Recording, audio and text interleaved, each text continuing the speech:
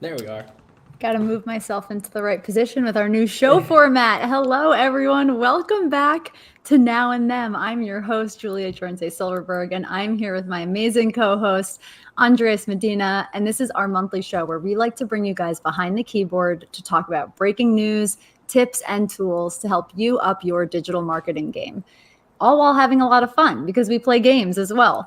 Our goal is really to be a voice and a sounding board for social media account managers. We like you to think of us as your friend that's by your side in this wild world of social media that is constantly changing. So we like to call this our monthly laugh and learn, and I'm so excited for this month's show. Andres, are you excited? I am excited. I can't wait to talk about agile marketing.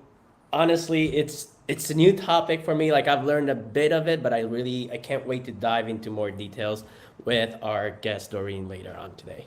It is going to be so great. Doreen is amazing. She has so much information that she's going to share with you. So, Andres, like Andres said, that's our topic for this month. It's agile marketing. We're going to talk about what it is, how you can take the necessary steps to have a more agile mindset. And Doreen is going to share how doing that can really transform your business. So, before we dive into news, before we bring Doreen on, we want to know, we've got our question of the day. And we want to know, have you guys joined Lemon 8 or Clapper? There are these new apps that are coming out that people have been talking about them because there's a chance that TikTok is going to go away. So we want to know if you've joined either Lemon 8 or Clapper and what you think of them. So let us know in the comments. And definitely be sure to chime in the comments because Doreen has been generous enough to be willing to give 30 minutes of her time with one of you to ask her questions, to talk about agile marketing. So make sure that you are tuning in and engaging with us in the comments because we're going to pick a winner at the end of the show. So let's bring Doreen on. Let's bring him in. Chad, you want to roll our... There we go. There she is. Hey, Doreen. She was behind the screen the whole time. You might do that. I was. Woo! Welcome to the show. Welcome to the show. You guys, Doreen is a leading expert in organic social media and content marketing with over 12 years of experience. As a certified social media manager and agile marketer, she's well-versed in the latest techniques and best practices for driving engagement and results through organic social media. Doreen is an international speaker and hosts her own live stream show and podcast, Strategy Talks. You'll recognize her on stage and online by her always present orange glasses, a nod to her Dutch heritage. Welcome to the show, Doreen. I'm so excited to be here with both of you. Hi, Julia. Hi, Andres. Thank you so much for having me. We're so happy that you're here. You were an unbelievable speaker at Social Media Week Lima 2022. And we're getting excited for Social Media Week Lima 2023. And we're like, who have we not had on the show who was so valuable, who knows so much, who really has a specific expertise that we feel like could help our fellow marketers? And we were like, duh, we got to bring Doreen on to talk about agile marketing because I learned so much from you when you were at the conference last year. And I'm excited for us to get into an interview a little bit later. But before we do, let's dive into some news.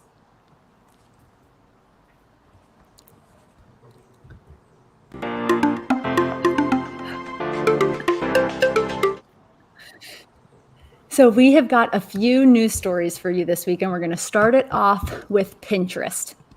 So in Pinterest news, Pinterest announced some new updates that's going to help retailers maximize their opportunities in the app, including catalog display via product feed integration. And basically what they're doing is expanding their availability of Premier Spotlight ads. So what they're going to be doing is on catalogs, Pinterest says that they've seen a 66% increase in retailers uploading their digital catalogs.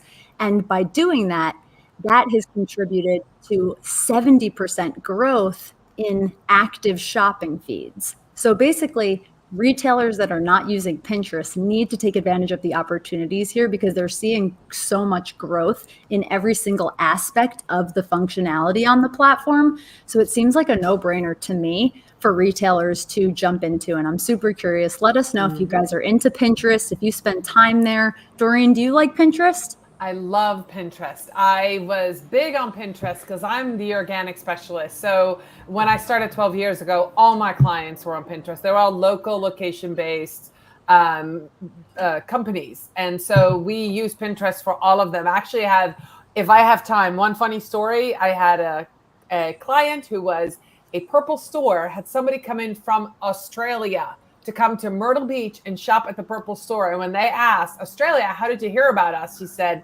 Pinterest. Wow. Wow. Yeah. That's amazing. That is interesting. me personally, like I use it, for personal use, like I will use it for finding inspiration stuff, like inspirational stuff, like tattoo ideas, or maybe like, I don't know, kitchen decor ideas. But when I started working with clients and analyzing their data, it was interesting to see that there is a lot of traffic coming from Pinterest, even for some accounts that didn't even like had Pinterest as part of their service. They still had some traffic coming from Pinterest. So I found that very interesting, and I definitely see more brands jumping into Pinterest this year. So moving forward to our next news article, this one is about LinkedIn. Yes, so we got LinkedIn. They just added an option where you can select multiple recipients and share a LinkedIn post.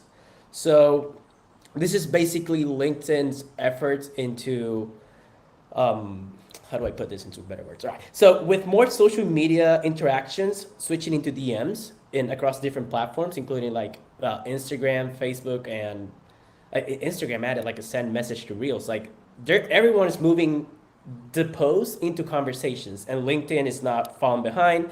They're now working to optimize their DM sharing, and definitely I could definitely see some brands jumping behind, not brands, but like owners of those brands jumping into conversations behind the post, behind the scenes.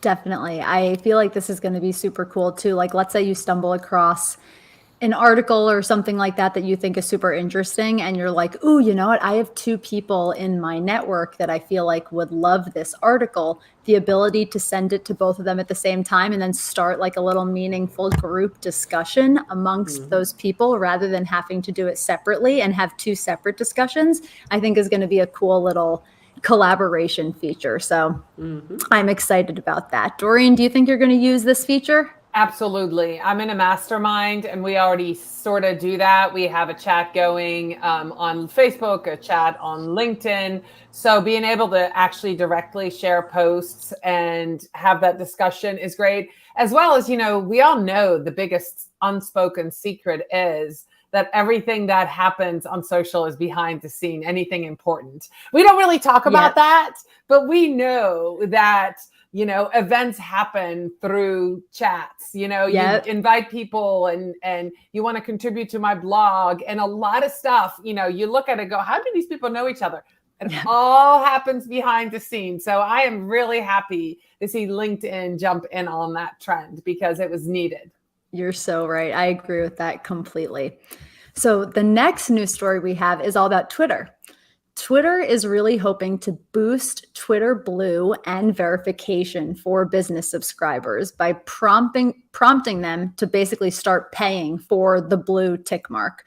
But the thing about this whole verification thing and people being able to pay for it is the more people that pay for it, the less valuable it becomes, and like the legitimacy is gone. So I just think it's very interesting. And we're going to talk about Meta doing the same thing in a little bit. I just find it really interesting where we're at right now with the whole being able to pay for verification. I personally don't necessarily see the value in doing it for individuals, but I'm super curious, Dorien, whether you think you're going to do it and what your thoughts are, and the same for you, Andreas. Well, I'll go first. I mean, I won't do it for my personal profiles, but I have certain clients where I will recommend for their brand that they do it, especially on Facebook and Instagram. Yeah. I'm not really sure. A lot of my clients have said, just take me off Twitter. So it's interesting. They just don't want to really be associated with it. Yeah. As far as, for myself, I just, you know what? I have a big family. We're already paying for streaming services. They're recurring, things. And so now there's on business. Now, all of a sudden, besides the phone bill and the Wi-Fi bill, there's going to be social media bills recurring every month. I just don't know. I'm just kind of like, do I really need it?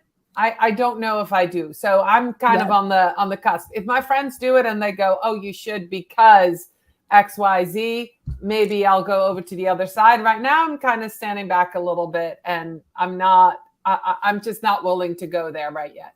I love that answer. What about you, Andreas? Same. I don't see myself paying for non-subscription like at any social media platform unless I see a value behind it, like Doreen mentioned. And right now, I'm not interested in it unless it's like for business purposes. And I definitely have some brands that I could suggest for them to upgrade to Twitter Blue because most of their audience is on Twitter. So for some brands, it makes sense. It's a matter of studying the market and where your audience is. Yep.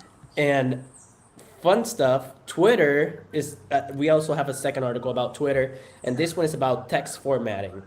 And this goes along with Twitter Blue and that subscription. So text formatting is a new option that has rolled out to some Twitter Blue subscribers, if not all of them. But basically, you can now add bold or italic or underline to your text or your tweet in this case.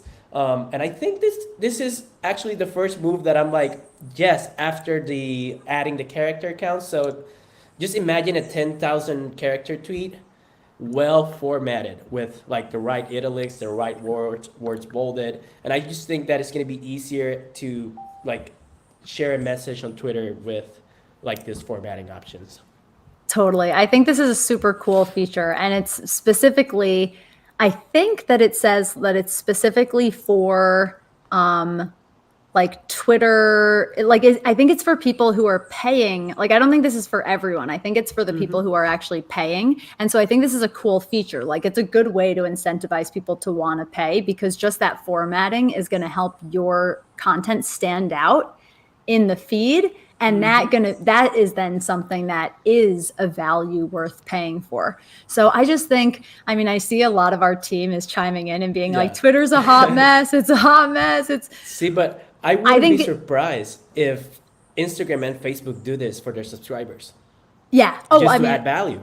Yeah, They will definitely do this in the future. I could see it happening. I would not be surprised. Honestly, I think you're totally right. I think that, yeah, not for me and my peasant account. Honestly, you guys are hilarious. But I agree that Twitter is kind of like, it's just the Wild West right now. And I think it's interesting to kind of look from the sidelines and see what's happening and keep your eyes on it because you know it's important, but not necessarily be the person that's jumping into each and every new feature, especially if it comes with a price tag. Like, we're always testing new free features and functionality at Now.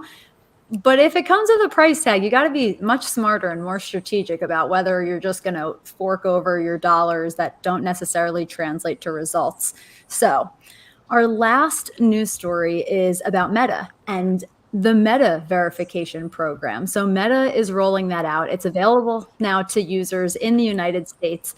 And that means that American, users in the States can now purchase the blue check mark for their Facebook or Instagram. As per the guidelines, you need to sign up to each platform separately, which means you got to pay twice, essentially, if you want the check mark on both. They're treating them as totally separate verification processes. It is about it's $23.98 if you want to get the blue check mark in both of the apps, and that is per month. So again, I am not going to be jumping on that, but I'm very curious, like at least immediately. But like Doreen said, I think, Doreen, you made a great point of like, if I'm hearing a bunch of my friends and peers say, hey, I did this and here are the reasons why I'm enjoying it and or think it's worth this money, then it's intriguing. So I'm curious as to what you guys think about this. Yeah, I And mean, I'm gonna say that if you have the check mark and the algorithm is affected by it, right? So now your content is seen. It's much cheaper to pay $23.98 per month than run a bunch of ads, right? Yep. So Yep. if with that alone it boosts your content out more, it's worth it. But they Yep. haven't said what it's gonna do besides you're now the official account.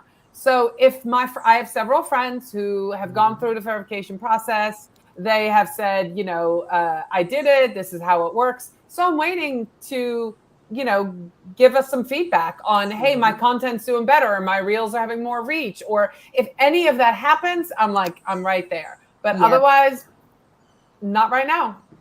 I hear that. And Andres, before you chime in, I love the comments that our team has been saying. Eric, I definitely think, as to Eric's point, he said, like, so curious if verification still means the same thing to people if it's just a paid thing. I think it's going to lose its value, not necessarily altogether, but definitely I think a bit.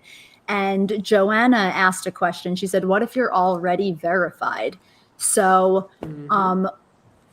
it's different depending on the platform. Twitter has specifically announced that if you are already verified, they are retiring your verification essentially, and you're going to now have to pay.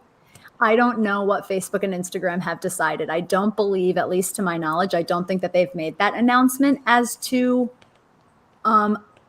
you know what? I guess as far as I'm concerned, I think that your verification is staying and you don't need to pay for it, because I haven't heard otherwise, but I'm really not sure. And if anyone knows specifically about that, please let us know in the comments. Andreas, what do you think? I think that the only way I see myself paying for this subscription is if I get a boost on my content, yes. And if I get more options, say, I know there was a question in the Social Media Week Lima group about like what new features you like to see on Instagram.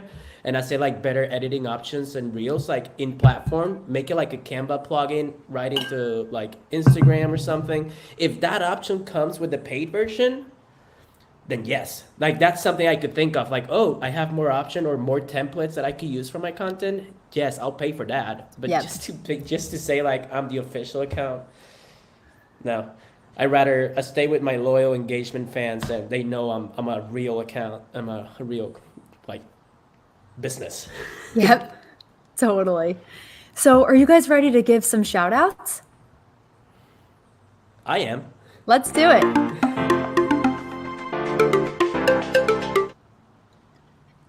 April is a super fun month for Now Marketing Group. So this is our time where we like to shine a light, give some shout outs. We want to know, let us know in the comments if you guys are celebrating something awesome.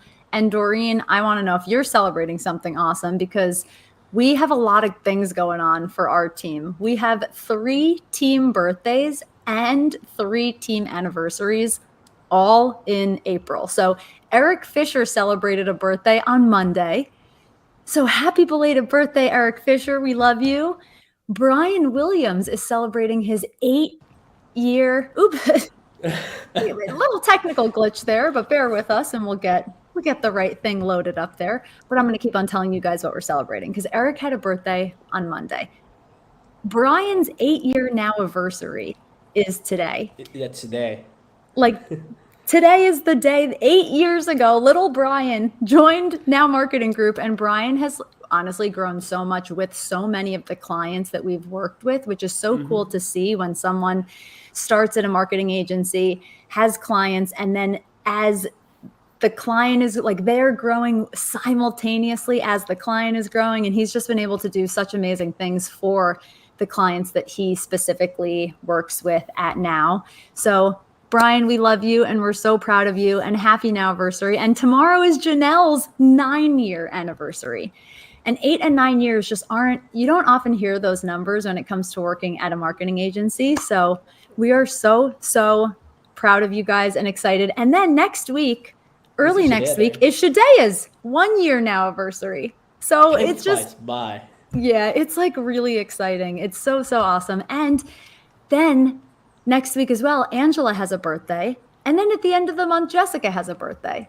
So we're doing a lot of celebrating. We've got birthdays, we've got now anniversaries. So happy birthday to our amazing Now teammates. Happy now anniversary to our amazing Now teammates. We love you guys so much. I'm so excited to see all of you guys in June in Lima. We are getting really excited. We're counting down the days because Social Media Week Lima is coming up really soon. So rather than me just keep talking about it, I'm going to have Chad roll this video so you guys should see why you need to buy your ticket.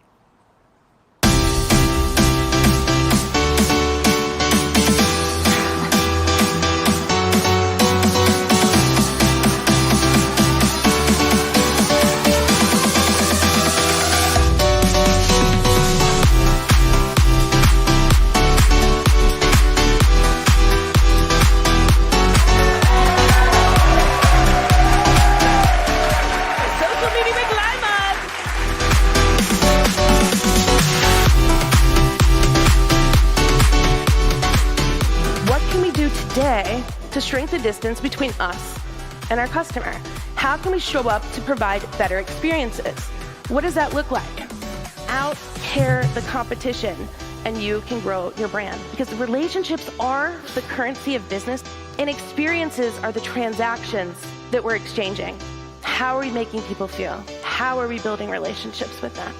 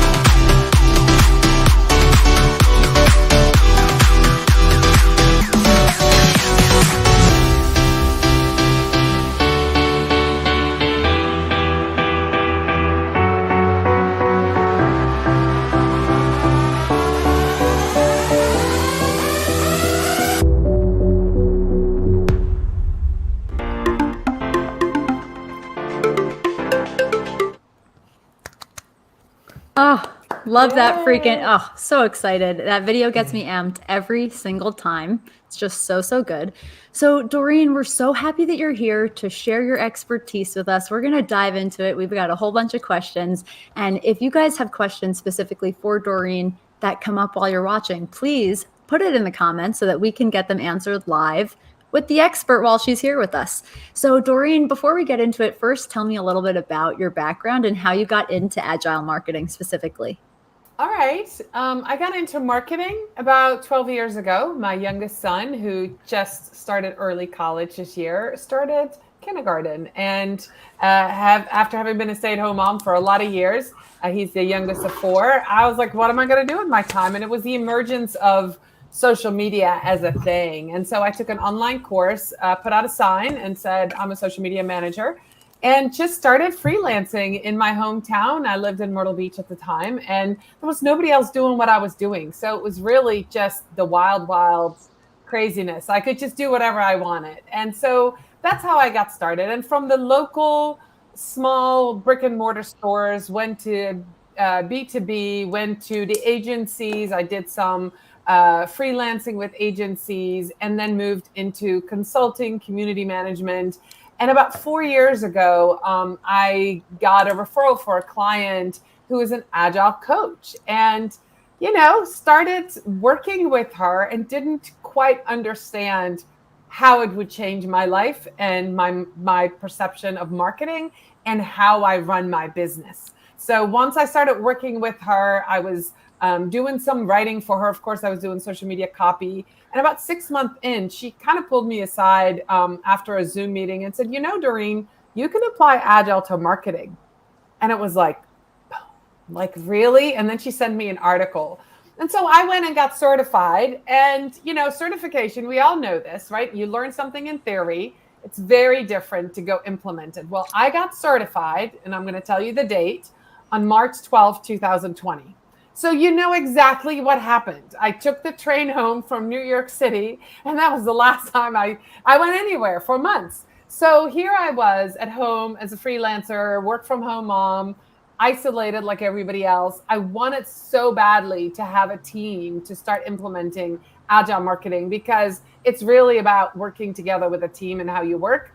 But I was a freelancer of one. And so I started trying to figure out how I could apply this to my situation as a freelancer. I do have a couple of EAs and I'm on other people's teams. But then I also realized, just with each client, I have a team, right? So I was kind of trying to, it took me a while and putting it into practice to really understand how it will work and what it does. And once I got it, it has transformed the way I run my business, the way I do business, the way I work with clients. And I can totally, the ROI of that and that knowledge has transformed my business in the last 3 years. So that's kind of the story how I got started. It was by chance.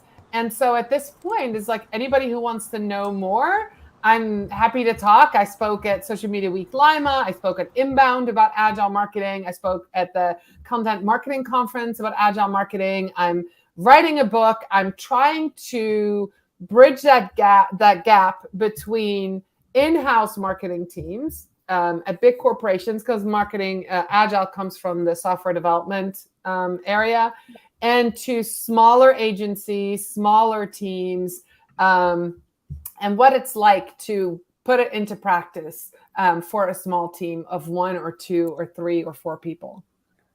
Amazing. Wow. Thank you so much for sharing all of that with us. It's really cool to hear how your journey kind of evolved from starting out with like focusing solely on organic social, and then really getting specific into agile marketing, and then getting to see too how it has been so impactful. So if you could sum up what agile marketing is in like 1 or 2 sentences, what would you say agile marketing is? 1 or 2 sentences. It's a framework to create content, better content faster, and get better results. If that would be like 1 sentence. That's okay. That's cool. I like that. Okay. So now explain a little bit more, like why is it beneficial and important to businesses because of what it does? Sure. So the agile approach, involves breaking down a marketing project. So say you want to create a video into smaller tasks, and then prioritizing these tasks. Okay. Right? Based on the value of your business. So it's about smaller tasks and about prioritizing, right? Okay. And then the team works together. There is a product owner. So somebody owns like making that video, but that person just helps move all these tasks along. Yep. So the emphasis of Agile framework is about collaboration and communication. Okay. And it's a very different approach than a lot of agencies have. When I started doing agile marketing and working with my clients, I had more time with my clients instead of less. I had more touch points on the content that we were creating, right? Yep. So you can respond more quickly to changes in the market, to the customer's need, to the business goals, and when we're talking about content, to how the content needs to be adjusted. And so with all of that, it overall improves the quality of the work, because there's one other part to that is every time you complete a project, a campaign, you and your team have a retrospective meeting, and you don't just talk about what worked and what didn't work, but you talk about how you can improve next time. So you always want to be improving. It's incremental changes, right? And so when I was in that marketing, agile marketing course, we did a bunch of exercises, and I got to see in person how working together with the team and putting the thinking caps of 3 or 4 people together, and then using the best skills of everybody and putting them to work in the right order at the right time, we improved the project so fast, so quickly. It was mind-blowing. Because when you're thinking and you're doing something, say you're a video editor and you have to do all these pieces, you get bogged somewhere, and we call that the bottleneck, right? But by working together and then people jumping in and the communication piece, what makes all the difference. And I know I've talked to Jessica about this. You at Now Marketing Group use this principle. You might not call it Agile, but you use this. You have the same framework. You have your own framework of constantly improving, constantly touching back with the client, with each other, working as a team. But that's where it comes from. Yeah, that's amazing. And I love how you said, we're already using it. And I think that there are probably a lot of businesses out there that are using maybe little pieces of it and not necessarily realizing that it is agile marketing, and probably not necessarily realizing that if they just did a little bit more as to what you're going to kind of share with us, that they could really enhance the collaboration and the speed at which things are getting done. And it's like, if everyone's feeling better and getting their voice heard and things are getting done faster, that sounds like a win-win. It's like, why wouldn't you want to start doing this? So what I want to know before Andreas has some questions for you is, where do you think people get stuck when trying to adopt this agile marketing framework? Okay, there's one big thing that people get stuck in. People think that they have to do agile marketing, but so they think that agile is a thing they do, but agile is a thing you are. And I think that's a really big distinction here. That's a mic drop. Yeah. So you have to be agile, not do agile. And that's a hard thing for people to understand, because it's not about the tools you use. I can name 5 different tools you can use. If if you're in marketing, Asana and Monday and Trello and, any of these, Notion, any of these are tools that you can use to implement agile framework. But if you don't have the mindset, if you're not willing to fail, if you're not willing to be curious and to constantly try new things, you're not being agile. You're just doing it. And that's where a lot of people are stuck. They're implementing some of the agile practices, but they're not getting it. And they're like, it's not working. And so that's the distinction. You have to be agile. That's such a good point. And I love, Jessica always says, it's not about your tool, it's about your technique. And that's literally exactly what you're saying, right? It's not about, there's not some specific tool Dorien is here to share with you guys that you guys can get, and now it means you're doing agile. It's not something to do, it's something to be. And so it's a mindset shift so that you fully understand the different way of working together as a team, because that is what it's all about. So Andreas, I know you have some questions too. Ooh, you're muted, my friend. Thank you about that. So first of all, I'm a huge fan of teamwork and collaboration. So I can already see myself loving agile marketing. And I'm curious, what are the core principles of agile marketing? So anybody can go look up Agile. It's the agilemanifesto.org. It has 12 principles and 4 values. It's a manifesto that's out there. It was put together in 2001. So I think it's about 21, 22 years old. So 12 principles, 4 values. So I highlighted a couple. I'm going to just kind of pick a couple. Remember, top 3. Top 3. Remember, this Agile Manifesto was put together by software engineers for those who were in the software industry, right? Yep. So the first one that I want to highlight is the highest priority is to satisfy the customer through early and continuous delivery of valuable software. And if you put that in marketing speak, is the highest priority is to satisfy the customers through early and continuous delivery of content, right? You want to constantly be creating content. Next one is deliver working software frequently, right? From a couple of weeks of a couple of months with a preference to the shorter time scale. So instead of saying we're going to create a video that's you're going to take 6 weeks to do, and in 6 weeks, we're in the next season, let's put all our heads together and create something in a shorter value of time, right? So maybe in a week. So that's the other thing about Agile. And then the third one that I want to kind of mention is simplicity. Right? The art of maximizing the amount of work not done is essential. a lot of us are doing all these extra things. But what is the minimal amount of time we can spend to create a product and put it out? Because it's all about the testing. Remember, we're talking about iterations. And here is the example that I can use to demonstrate that. So say you're going to Social Media Week Lima, and you're tasked with putting together a bunch of content for your brand because you attended this event. Now, the old way is you're there, you're talking to people, you're taking video, you're taking snapshots, you're doing interviews, and you bag all that up, and it's on your phone and on your camera, and you take it home, and next week you're going to give it to the team and you do something with it.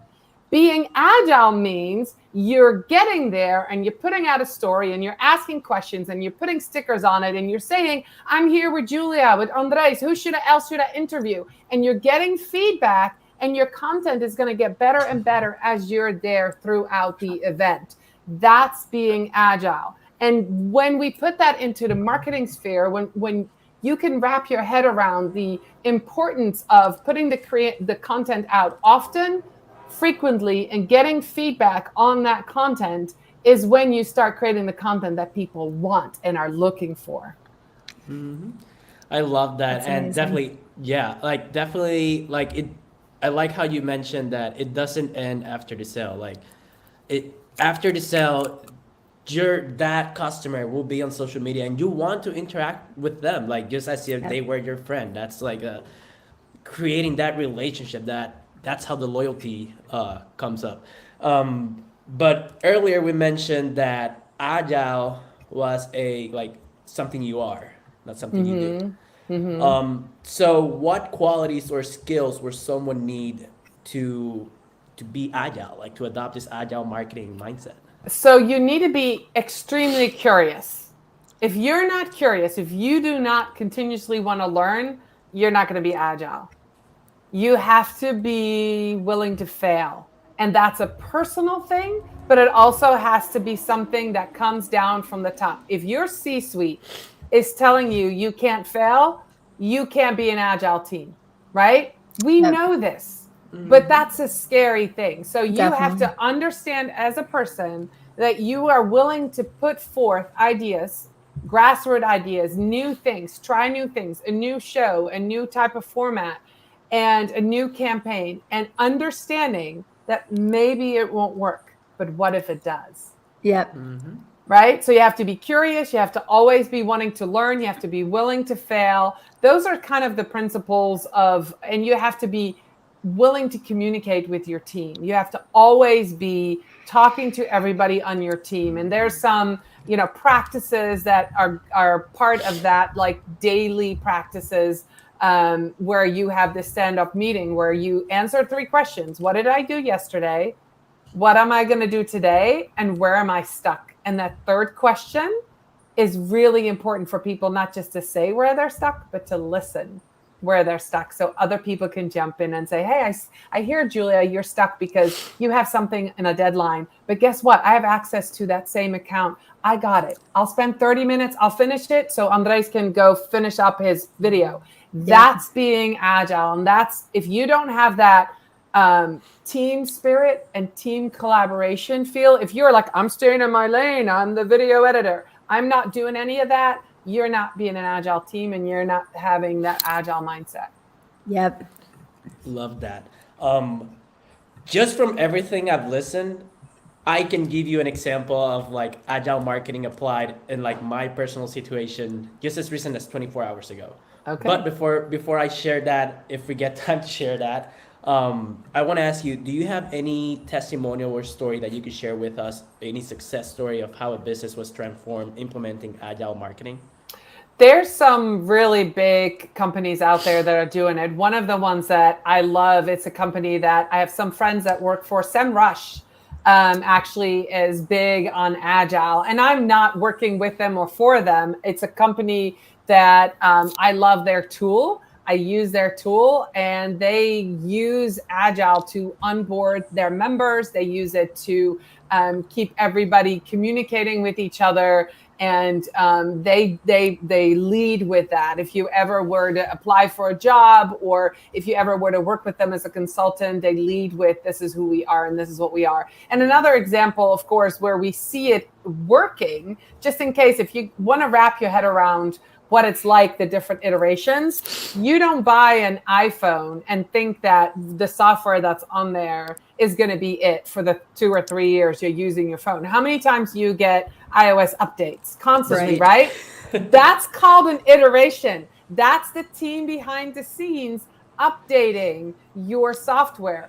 Think about you updating the content for your clients behind the scene, and every time you push out something, it's going to be better. It's going to be just one, it's either going to be faster or better targeted, or you're going to take everything that you learn each time and make it better. And those are the different iterations. And if you can apply that to content and the content creation process and understand that part, the sky's the limit. It's going to be fantastic. And that's what I've been doing. And I do that with my VAs that are on my team, with the teams that I have joined, but I also do that with my clients. And you asked for a success story. I have a client I onboarded about 8 months ago. It's a very small law firm, and it can be super boring, but it's not. They're blogging and we're creating reels and we're creating content, but the principals at the law firm are busy. They have young children, so they might be asynchronously working on this, that we're in Google Drive, which is a great tool to use. Mm-hmm. So they might be on a Saturday afternoon when their kids are napping, creating blogs and then tagging me. And so they can work at their pace. I can work at my pace. And it's been a great success story for us to all work together, everybody on the team owning all these pieces together and working and getting feedback. And one of the funny stories was the first reel I ever created for them. They were like, it's a little long. I'm like, okay, I'm going to post it anyway. And that's the reel that's done the best. So we have since then, tried to go back and see, well, that one was good. So I finally just uploaded another one the other day that did just as well. But you got to learn, you got to ask for feedback. You've got to try to do better. But I love working with this client because we're continually talking. We're touching base all the time. What's happening in your business? Well, how many new clients? How did they come in? Did they see us on Instagram? Did they read your blog? And this communication piece is so important. If you could ask any account manager or social media manager, however you want to put the title in, what's the dream? It's to have great communication with a client. It means a lot, and for me personally, like I have all sort of clients, and the ones that have great communication perform better because they're being agile. Yeah. Technically. Yeah. Interesting. Yeah. So my last question here before we jump into game time is, what's the first thing that someone would do to get started? Like, say someone was watching the show, they're like, I want to start doing agile marketing today. Where'd they go? Okay, so the first thing I would suggest is you do a course called Agile Foundations.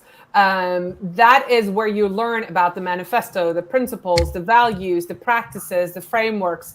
You get the backstory of where it came from, right? I would do that. I did that course and it really helped me understand and anchor Agile. Then I went to the Agile marketing course to get certified.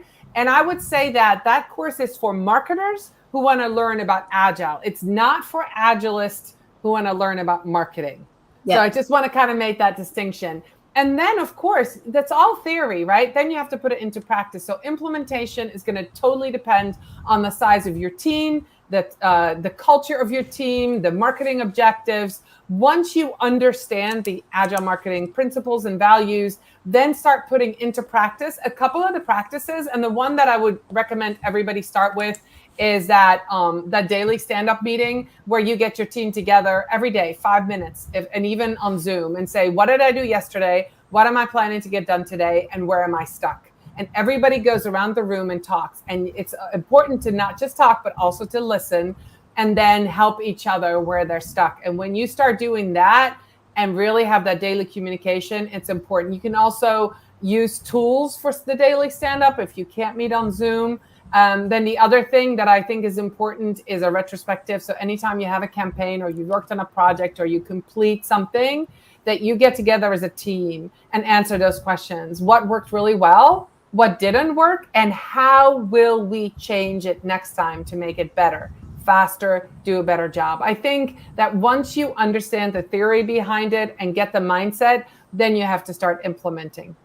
That's so good. I absolutely love that. I think that that practice, especially of kind of that team debrief after a project, is so important. And sometimes you're moving so fast that it's like, up on to the next thing, but then you're not actively learning from that moment. So I really love everything that you shared with us, Dorien. Thank you so much for all of this knowledge. Are you ready to play some games? I am. Let's do it.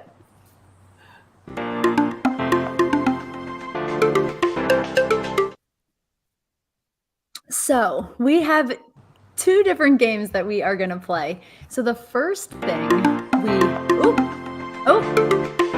We're having some technical issues. So I wish everyone could hear Chad. He's trying to find the right buttons. There we go. Here we go. We got it. Thank you, Chad. We appreciate you. Chad's crying in the corner, he says. So we're going to play our favorite game, which is this or that. It's the first game we're going to play. Then we're going to just ask you a bunch of questions of things we want to know about you. But this is kind of like our rapid fire question game. So I'm going to give you kind of two things, this or that, and you're going to say which one you prefer. Are you ready to play? I am. Okay. So Dorien, are you more of a morning or night person? Morning. Me too. Would you rather run 3 miles or walk? We're frozen. I wonder if people can hear us. You guys just give us 1 sec, bear with us. We've got just a quick little glitch and we think Chad is going to work his magical powers and bring us back here in no time.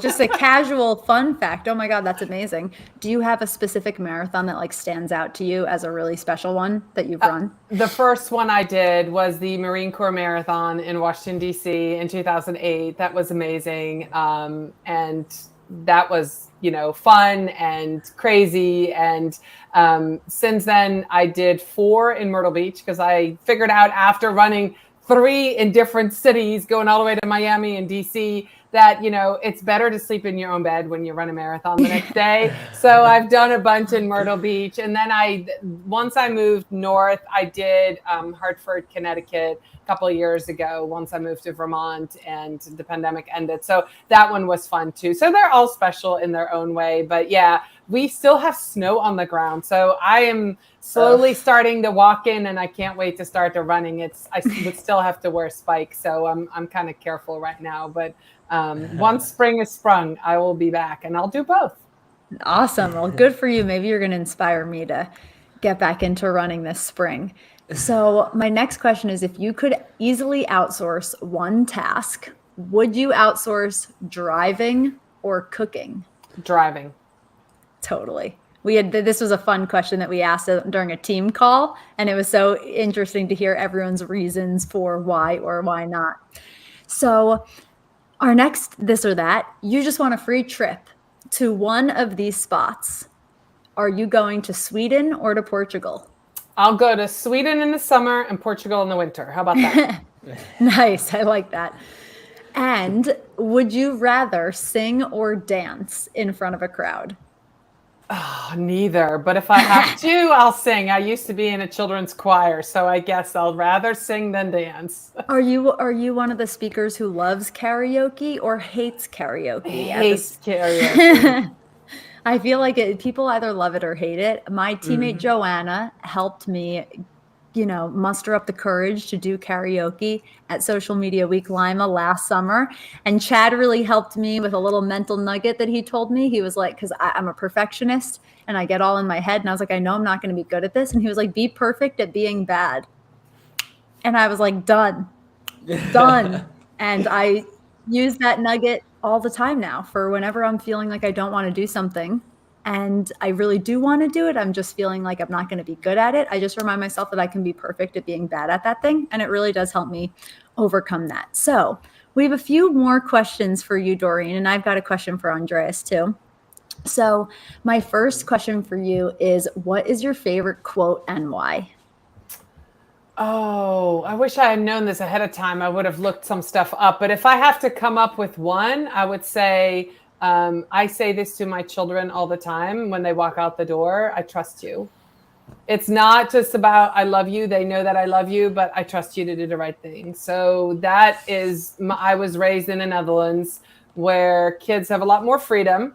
And so I want them to do the right thing. And so I trust you. Do the right thing when they walk out the door. I love that so much. That is really, really beautiful. My dad used to write little lunch notes for my sister and I, and he would sign them at the end. It would always say, P.S. follow the golden rule, which was like treat other people the way you want to be treated. Yep. And I think that like those two things, it's kind of similar of like, I trust you to do the right thing in the world. Oh, that's so, so sweet. I love that. My next question, if you could eat only one fruit and one vegetable for the rest of your life, which ones would you pick and why? The fruit would be the banana because I am vegan and there have been nights that I'm out traveling and there's just not a lot of vegan options. I can go to a store and buy 3 bananas and call it dinner. So I've done that. It's not the best option, but I've done it. And then a vegetable, if I had a place to cook it, I would do spinach. I like it both cooked and raw. But otherwise, I like avocados. I'm going to call it a vegetable. Yum. Those are some good answers. Spinach, I wouldn't have thought spinach. Now I'm curious, Andreas, what yours would be. What specifically the vegetable? Vegetable. I like spinach. It's the only like lettuce I will buy. Like I'm not gonna buy the spring lettuce or anything. I rather shoot for spinach. Actually, it's the only lettuce I get when I go to Subway. So it's not lettuce, it's spinach. Leafy vegetable. Yeah, does leafy banana peppers count as vegetables? Good. Yeah, those are good too. Yeah, I would say I like those. For sure. And Sweet. then fruit, I think avocados are considered fruits, and that's a super fruit for me. It's healthy, tastes good, it's great. So Dorien, my last question for you is, who is someone that has made a tremendous impact in your life? I would say chat's in my ear.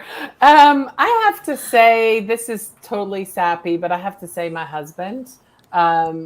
He and we got married when we were really young. Actually, in just a couple of weeks, we will celebrate 34 years of marriage, which sounds, I'm way too young for that, but I would say he has had the most impact. We were super young when we got married. We didn't have kids right away. We had to do a lot of growing up, and we did. And we've raised 4 beautiful young adults now, and we've made a wonderful life. We had not even 2 pennies to rub together, and we've done well. So I would say he really has. So give him that honor.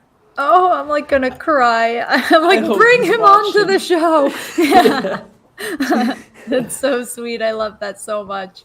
So Andreas, before you ask Dorien a few questions, I want to know, and I think I know what your answer is going to be, which is exactly why. Chad, I'm pulling a rogue switch up. I'm not asking you this question, Andreas. I want to know, Andres, what is something that you've gotten lately that you didn't know you'd need, but now you can't picture your life without? Okay, so this was actually the chat is not you.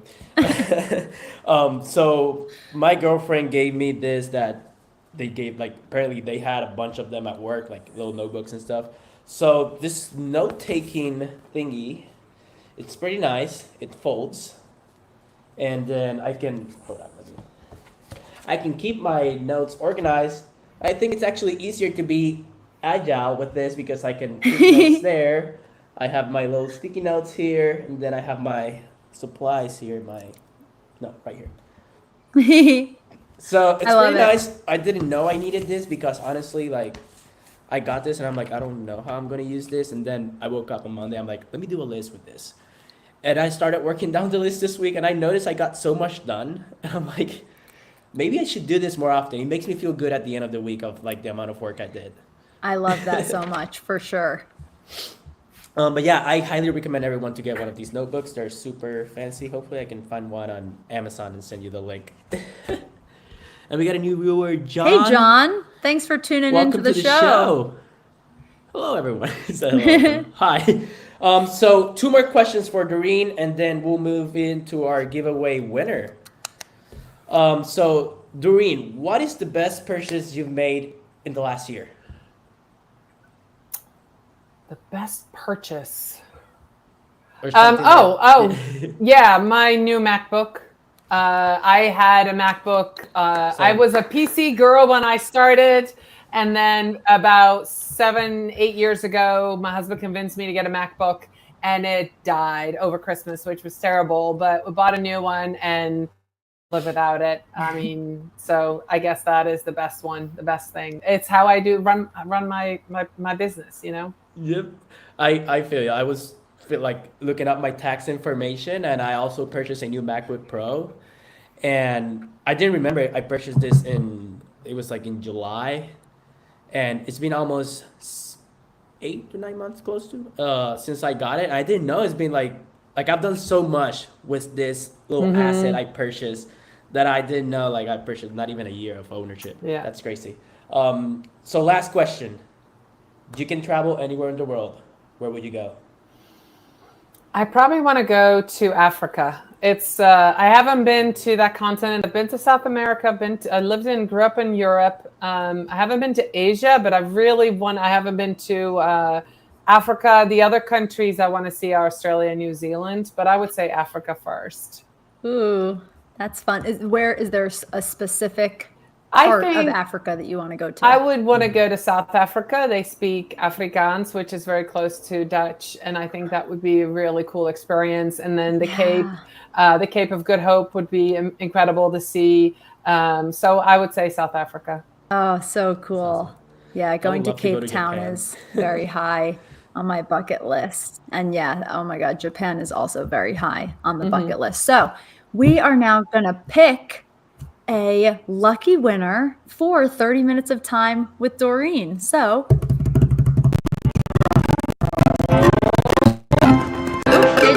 we're getting a rogue little question of the day there. So our lucky winner for 30 minutes of time with Doreen is John. John, thanks for coming on to the show. We're so happy that you're here, and you just won 30 minutes of time with Doreen. So please let us know. Yeah, honestly, perfect timing, John. So you've won 30 minutes of time with Doreen. I will be sure. Oh, John wants to go to Egypt to see the pyramids. That's a great one, John. That's on my bucket list too. I'm into pyramids. So John, congratulations for winning. We will be sure to get in touch with you so that you can get your time with Doreen. I will make sure that you guys get connected. And I want to thank you so much, Doreen, for coming on, for being our guest, for sharing so much value. Thank you for having me. I absolutely loved it. It was so fun. It was so good to have you. And you guys, make sure to stay tuned and mark your calendar for May 4th at 3:30 p.m. Eastern Standard Time, because that's going to be our next episode of Now and Then. That'll be episode 20, and we're going to be bringing on a whole bunch of speakers for Social Media Week Lima. It's going to be really fun. We're going to have a whole bunch of people. So May 4th at 3:30 p.m. Stay tuned, and we'll see you guys next time.